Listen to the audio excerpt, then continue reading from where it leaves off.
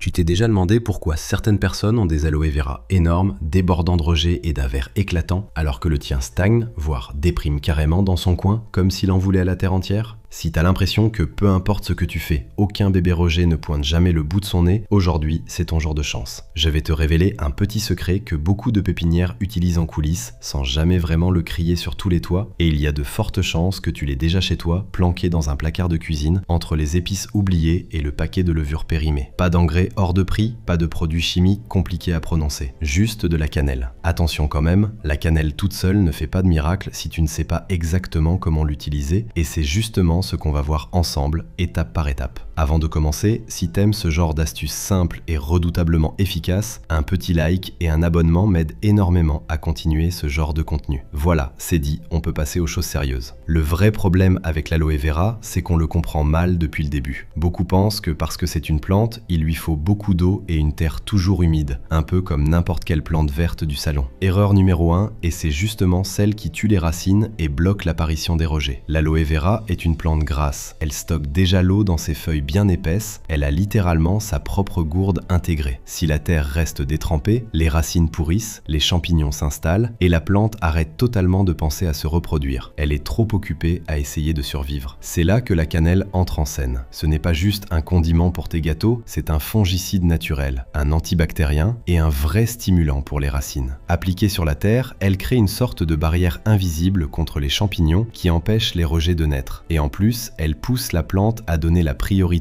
au développement de ses racines plutôt qu'à autre chose. Bon, mais comment on fait concrètement? Pas besoin d'un diplôme d'horticulture, promis. On va séparer ça en deux méthodes bien distinctes selon l'état actuel de ta plante et ce que tu as prévu de faire avec elle dans les prochains jours. Commençons par l'entretien préventif, celui que tu peux appliquer dès aujourd'hui sans même sortir la plante de son pot, ce qui est plutôt rassurant quand on n'a pas franchement la main verte.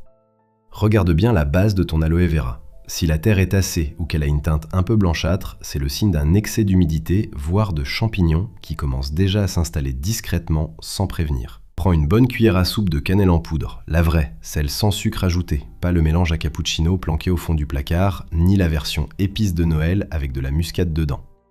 Disperse-la généreusement autour de la base de la plante en couvrant bien toute la surface de la terre. Ensuite, avec un petit bâton, mélange délicatement pour faire pénétrer la cannelle sur les 2 premiers centimètres.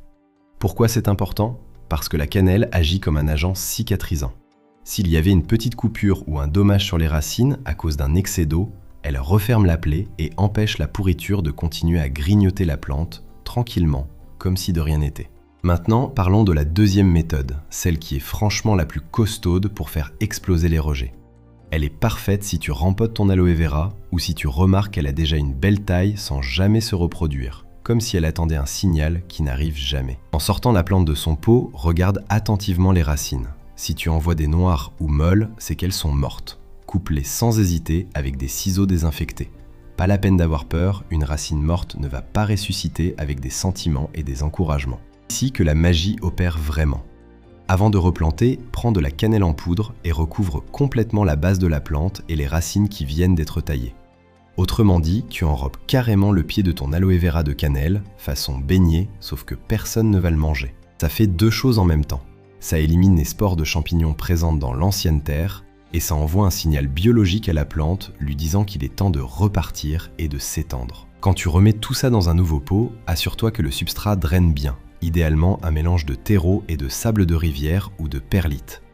L'aloe vera déteste littéralement se sentir noyé, un peu comme quelqu'un qui n'aime pas les piscines. Petite pause au passage pour une règle d'or à ne jamais oublier, parce que même avec toute la cannelle du monde, ça ne suffira pas si l'emplacement est mauvais. L'aloe vera adore le soleil, mais pas le plein soleil de midi en pleine canicule, surtout si elle est jeune. Cherche-lui un coin. Parlons maintenant d'une erreur assez fréquente que je crois souvent, même chez des gens plutôt méticuleux. Les gens s'emballent et mettent une couche de cannelle tellement épaisse qu'on dirait du ciment sur la terre, comme s'ils préparaient un gâteau plutôt qu'un rempotage. Ne fais surtout pas ça. Une fine couche suffit largement. La terre a besoin de respirer et trop de cannelle peut carrément empêcher les racines de recevoir de l'oxygène, un peu comme te couvrir le nez avec 10 écharpes parce qu'il fait frais dehors. Autre question qu'on me pose souvent, à quelle fréquence répéter tout ça? Pas besoin de le faire chaque semaine, rassure-toi. Ta plante n'a pas besoin d'un rituel quotidien pour s'épanouir. Une fois à chaque rempotage ou tous les 3 mois en entretien, c'est largement suffisant pour voir des résultats bluffants. Et si tu remarques que tes rejets grandissent au point de se marcher dessus, littéralement à l'étroit dans leur peau, c'est le signal qu'il est temps de les séparer. Au moment de la séparation, même logique. Applique la cannelle sur la plaie de coupe, aussi bien sur la plante mère que sur le rejet fraîchement détaché. Ça garantit que les deux survivent et repartent du bon pied, sans traumatisme ni drame familial. À ce stade, tu as toutes les cartes en main pour te construire une collection d'aloe vera que les pros t'envieraient. Le vrai secret n'est pas un engrais hors de prix, c'est la prévention et un bon coup de pouce naturel aux racines, 2 choses qui coûtent 3 fois rien, mais qui demandent un minimum de régularité. Et il faut être patient. Tu ne verras pas une explosion de rejet le lendemain matin, ce serait presque flippant si c'était le cas. Un peu comme une plante qui accouche en accéléré. Mais en quelques semaines, la couleur de la plante s'améliore, les feuilles s'épaississent, et finalement les petits rejets commencent à pointer, cherchant la lumière comme des enfants curieux qui découvrent le monde pour la première fois. Si cette astuce te sert, partage-la avec quelqu'un qui galère avec son aloe vera.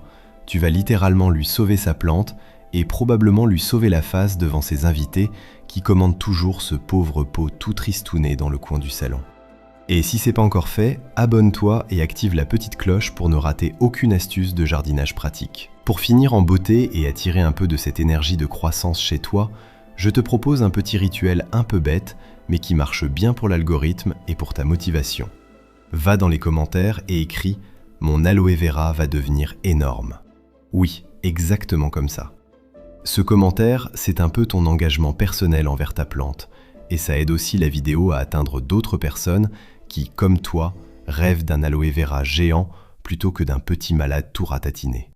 Je lirai chacun de vos commentaires et je répondrai à vos questions.